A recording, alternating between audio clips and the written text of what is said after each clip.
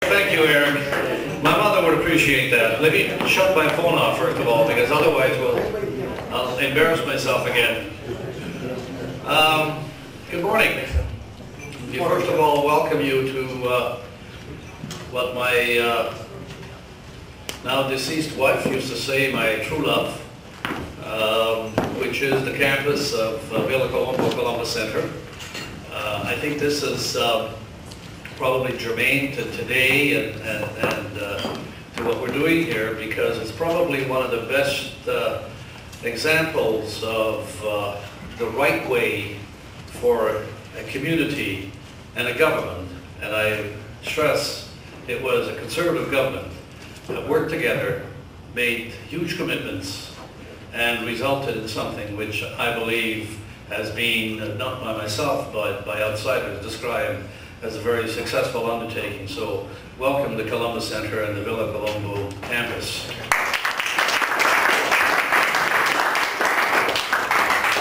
My task today is an easy one and a short one. I'm here to introduce the man who will be the next Premier of the province of Ontario, Jim Flaherty. Wow.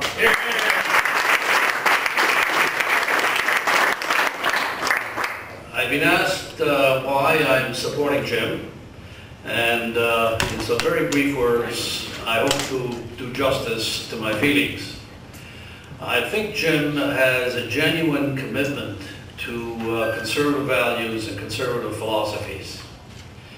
When we see what's been happening at Queen's Park in the very short period of time that Mr. McGuinty and, I was going to say team, but his loose group of associates have created, I think you understand why we need desperately a conservative government the next time around to once again restore some confidence that will restore some of the economic and some of the prosperity that this province needs. Jim Flaherty is probably uniquely positioned, of all the candidates, to lead a team of conservative men and women to once again govern this province in a way that will deliver the promises that this province should be able to deliver, not only to us but to future generations. From opposition to government, back to opposition, I think that kind of experience makes him by far the best person in the race to be able to lead, as I said, all of us to victory the next time around. So ladies and gentlemen, I would like to invite my friend, as I said, the gentleman who we're going to work like you know what, to make sure that he wins this first race, so that we can then really win the war at the next election. Ladies and gentlemen, Jim Flaherty.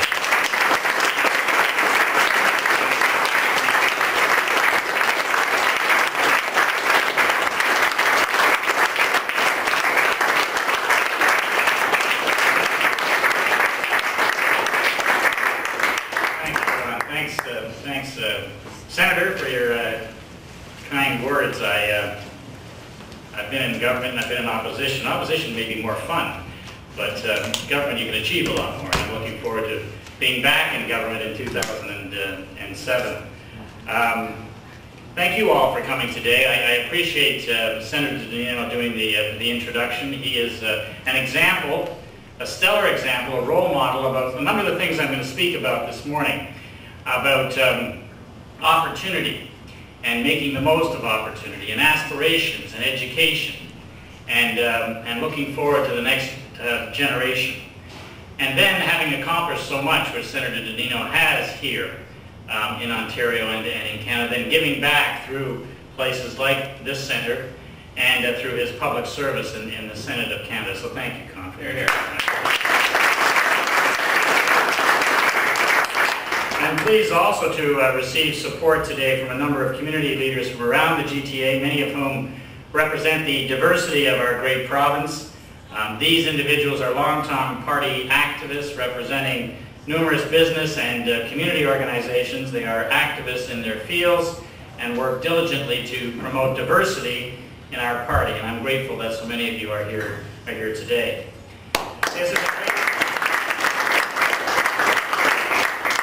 It's a great time to be a Conservative in Ontario. This is a very exciting time for our campaign and for our party. Earlier this week, I released my policy platform, and on Monday night, we held our first of 3 debates in Ottawa, and today I'm proud to be here at the Columbus Centre with all of you. Many of you came to Ontario years ago to work hard and to improve your lives and to give your children a better future, exemplary by your hard work and educational opportunities for the next generation. Along the way, you helped build a new Ontario, and today I'm asking for your help to build not only a new Ontario PC party, but a new great province of Ontario. My friends, we launched our campaign nearly 1 month ago. Since then, it's been good news and bad news. The bad news is that the Liberals have brought in a punishing $1.6 billion tax hike, which started on July 1st. Those of you who receive checks where you deducted at source from your employment will see that as of July 1st. I've certainly heard that from people. The good news is that our campaign is on a roll, and we are 1 month closer to defeating Dalton McGuinty in October 2007.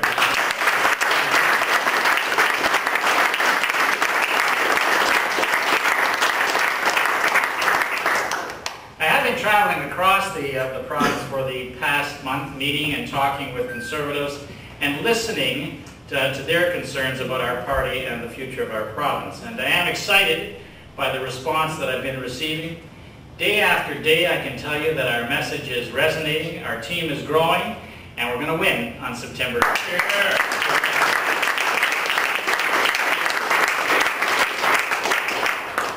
You know, our party is a proud party with 2 winning traditions.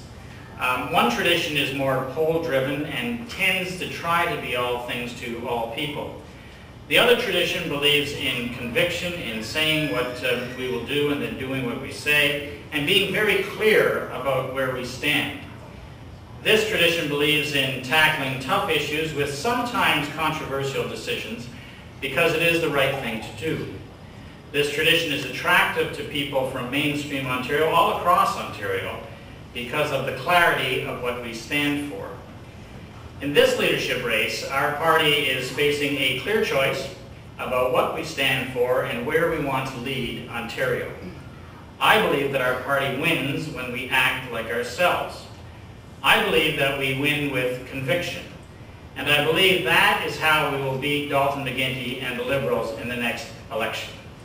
Earlier this week, we released a set of policy proposals that tackle head-on the issues that are important to you and your neighbors. My plan reflects the values and priorities that I hear from people all across the province of Ontario. Values like family and neighborhood and community. Values like hard work and enterprise and self-discipline and reward for effort. Values like freedom and responsibility. Values like pay as you go and live within your means and balanced budgets. My plan doesn't mince words, and it doesn't try to be all things to all people. It reflects the fact, the fundamental fact, that economic strength, the strength of the Ontario economy as we go forward, is absolutely essential so that we can have our priorities in order and have the high quality of life that we all want. I believe that the people of Ontario have unlimited potential, and that we need to focus on the strengths of both our urban and rural communities in creating a strong world-class economy in Ontario. I believe that there are 4 things that need to be done in order to get us there. First of all, we need to reduce the tax burden in Ontario, particularly the tax burden on our hard-pressed middle-class families, where because of the most recent tax increase by Mr. McGuinty, middle-class families are now working about half the year for government and paying about half their incomes to government before they can turn to support of their own families. Secondly, we have to invest in excellence in our colleges and universities. Thirdly, we need to renew and rebuild our infrastructure in our cities and our rural communities. And fourth, we must aim high in our goals and not be complacent or satisfied with mediocrity in Ontario. You know, by acting like ourselves and focusing on what is real for people all across the province, not what seems real at Queen's Park, I know that we can unleash our economic potential so that Ontario is known across the globe as the place where the hopes of our children have no limits. Let me say a word about reducing taxes and the middle class. It's fundamental if we want to unleash our potential in Ontario that we reduce that onerous burden that we're putting on most of the people in the province of Ontario who are already faced with mortgage payments, with interest rates rising, with insurance rates on their homes and on their cars rising, with gasoline prices for their cars rising, with hydro rising, natural gas rising, and now taxes rising in the province of Ontario. It's an unfair burden that we're placing on middle-class people. To say a word about infrastructure, I think the best way for government to accomplish this goal is to get out of the way and also foster positive relationships with industry. Quite frankly, a lot of the infrastructure in Ontario was built around the same time and is wearing out around the same time. And we need all of the important sectors of the Ontario economy to participate with government in rebuilding our infrastructure. We are facing enormous infrastructure challenges that must be met through partnerships with government and labor and industry and pension plans, including alternative financing initiatives. Ontario can be a leading destination for international economic investment, but we have a lot of work to do to ensure key infrastructure is in place. I'm very proud of what we achieved in 1995 and 1999, but as a former finance minister, I know that we did not do all that we could have done when it came to government spending. And what I'm talking about here is controlling the growth, controlling spending in the province of Ontario. We have seen dramatic increases in spending over the course of the last 2 and 3 years in Ontario. Our spending is at record levels and is galloping ahead in an uncontrolled way. It's clear that Mr. McGuinty and Mr. Sir do not have a plan to control spending. I believe that we must reduce the size of government and cut wasteful spending to focus on what really matters to people. I believe there are savings to be realized by focusing on value for money in the public sector. Contracting out to the private sector should always be looked at as a realistic option and compared. As Premier, I will cut the size of government and of the public service in Ontario, and I will treat taxpayers' dollars with the respect they deserve. And finally, let me be very clear, I will roll back Dr. McGuinty's tax hikes and put more money back into the pockets of hard-working, overburdened Ontarians.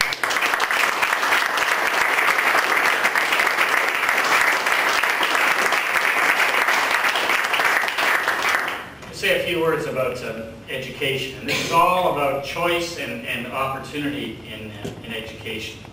Lots of you are parents, and you know from raising your own children, and Christine and I know from looking at our 3 boys, that they're different. And we knew that from the time they came home from the hospital. They have different needs, and they have different abilities and disabilities.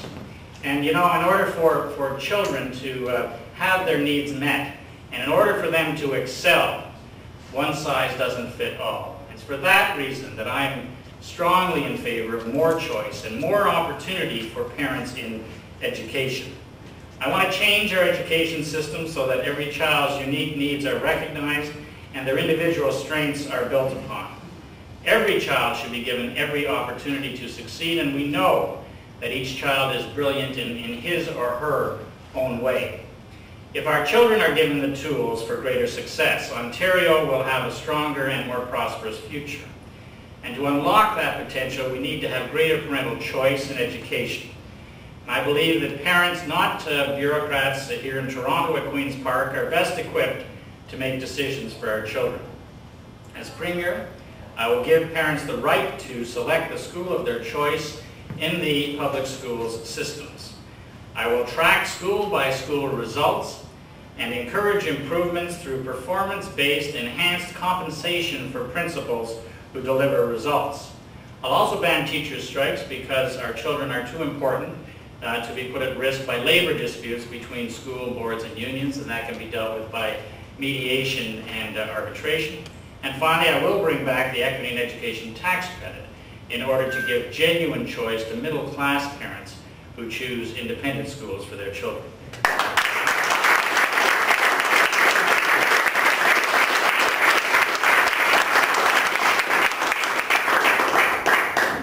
Now, there's another important part of education in Ontario, and that is post-secondary education in our colleges and universities. Our investment and commitment to our children doesn't end with high school, and certainly the rest of the world isn't waiting for us. We need to invest massively in our colleges and universities in order to grow a knowledge-based economy in Ontario that is the envy of the world. And that investment comes from government. It comes from parents saving for their children's education and donating as alumni to universities and colleges. It comes from industry because through donation and through research and development, because it's important for them, for their own benefit, to have the benefit of well-educated people in the province of Ontario. We need to differentiate our universities. We need to ask our universities to excel at world standards in what they do well. And our universities do excel in this area and that area across the province, and we need to differentiate our funding so that we stand out in Ontario with our first-class universities excelling in their different areas of expertise. Again, this is to fight complacency and mediocrity. By raising the aspirations of our young people, we can create a prosperous economy. That's important, you know, that we raise our aspirations, that we aim higher. And to encourage that, I will provide every student who graduates from high school with an overall average of 75% or better and maintains a B average throughout their undergraduate years with an Excel scholarship that covers half the cost of tuition at an Ontario college or university.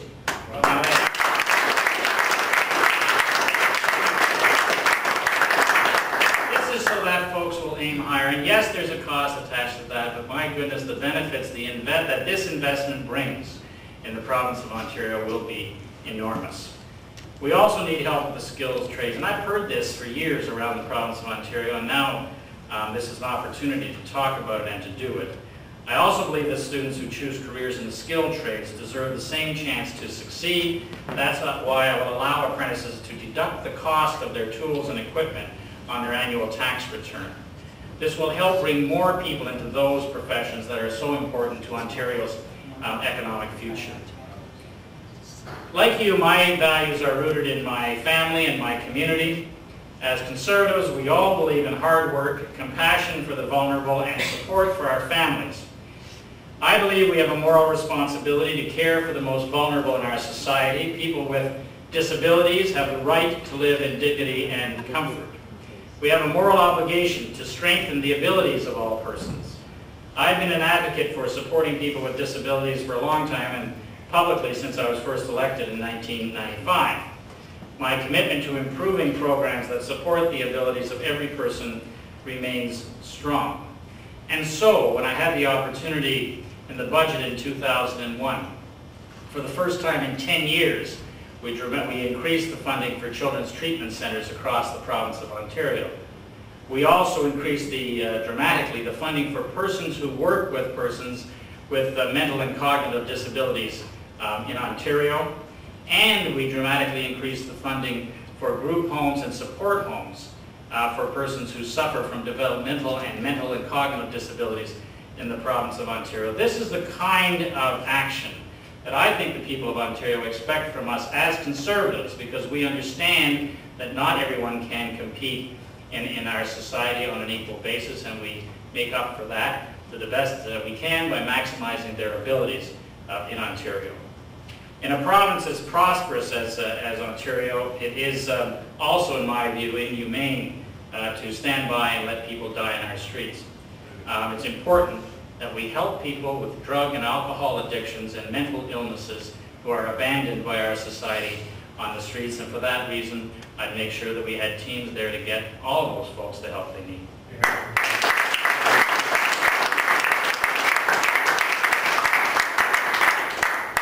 Caring for our children is one of the most important aspects of our daily family life. Of course, our children are our future. They are our precious resource, and their future is what we invest in. I will create a family-friendly child care tax credit to help parents who choose to stay at home to care for their children. These parents deserve our equal recognition and support in our society. I also believe we need to support prospective parents who are trying to adopt children within their families, and to encourage adoption, particularly of Crown wards in the province of Ontario. I will establish a domestic adoption tax credit to ensure that people who bring a child or a young person into their family, that they get the assistance from government that they deserve. Now, I think it's fair to say that politicians make a lot of promises. We've certainly had some bad experiences in that regard lately in Ontario. The McGuinty Liberals betrayed everything they campaigned on. They didn't waste much time doing it. Now, more than ever, the people of Ontario are looking for leaders they can trust, and I certainly heard that knocking on doors during the recent federal election. I believe that politicians should keep their word, and that one of the best compliments from the voters is he did what he said he would do. As Premier, I will introduce tough recall legislation so that when politicians like Dalton McGuinty break their promises, the voters have the right to recall and remove them from office.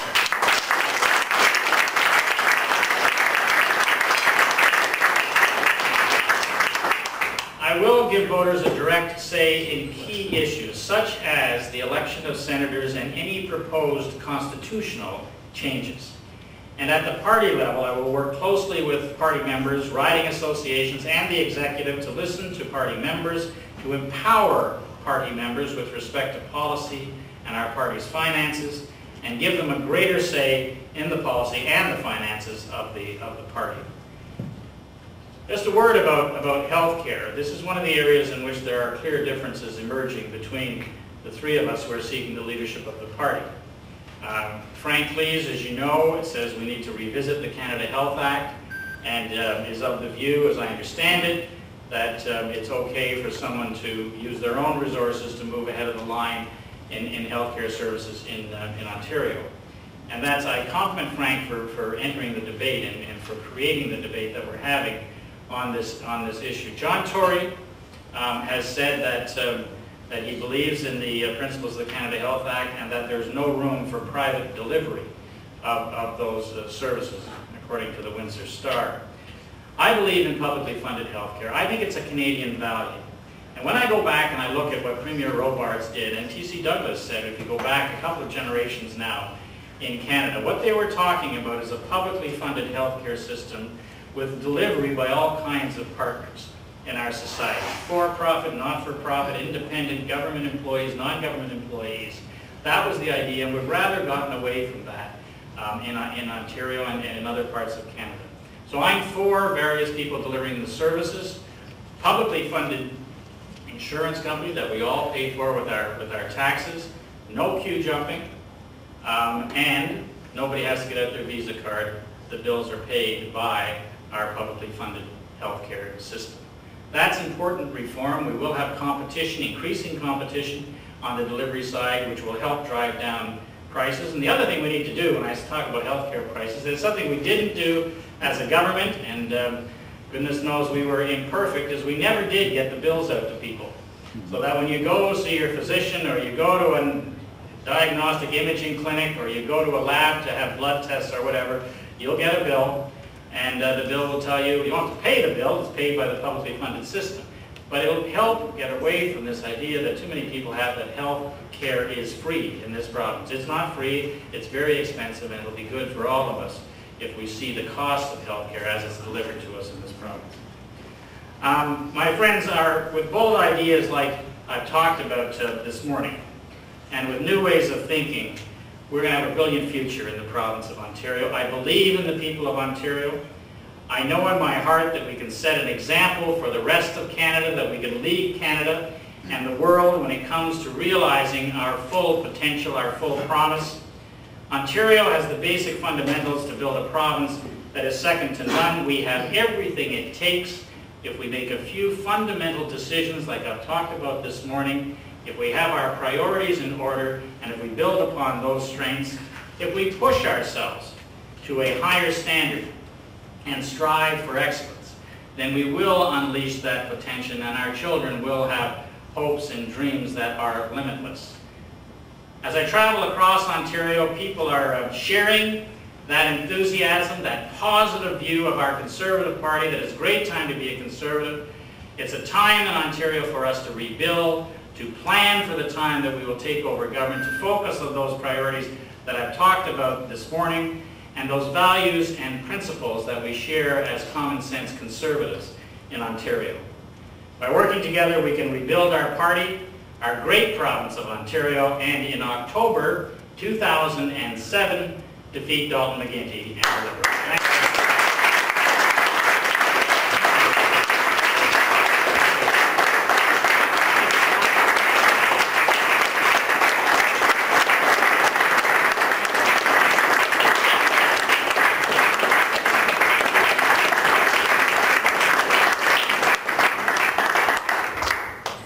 Jim, thank you for those inspiring words. I would like to close by reminding everyone that Jim will be here to chat with any and all of you, but I want to give Jim a message, and it's a very simple one. Jim, this is going to be a tough one.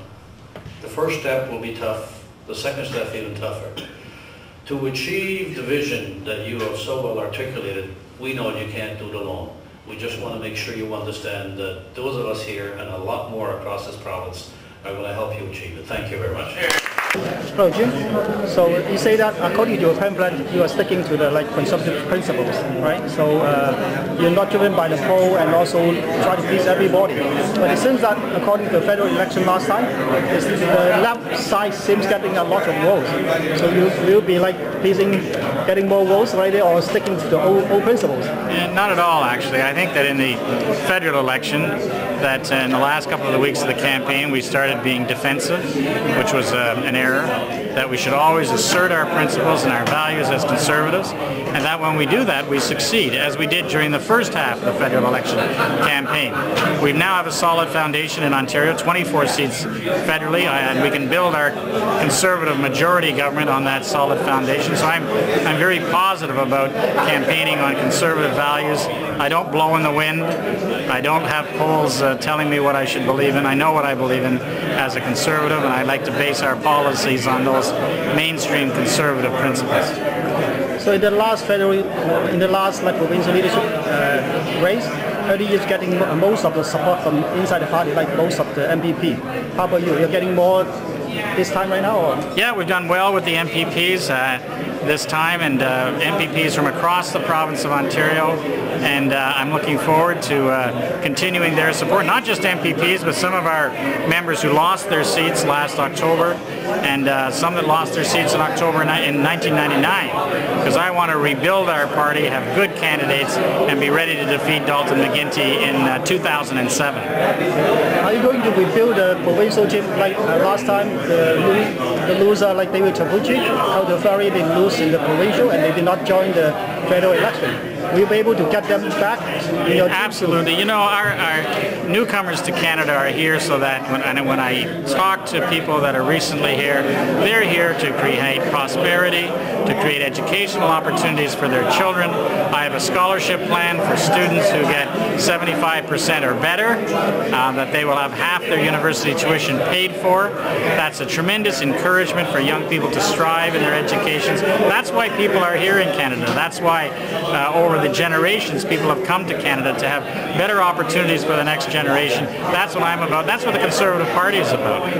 Did you consider at any time for retirement, or it was like Tony Clement? He lost us for 4 times and then finally say he stepped out of politics. Well, he's younger than you, but how about you? Well, Tony's a good friend. I've been very fortunate. I ran in 1990 in the difficult times and ran third in my riding, and then helped rebuild the party and rebuild the party in my riding. And I won in 1995, 1999, and 2003. So I like my winning streak, and I'm going to keep going. Okay. Baird on the right again? I'm never wrong here. I'm sitting next to the Prime Minister.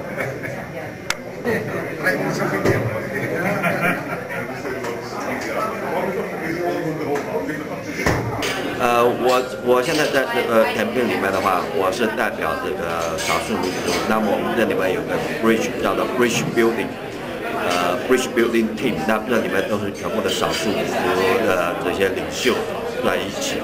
那么我们这次就决定支持这个Memo Singh， 不，Memo Singh 跟苏贝尔跟我们主要是代表这些少数民族来支持 Flaherty。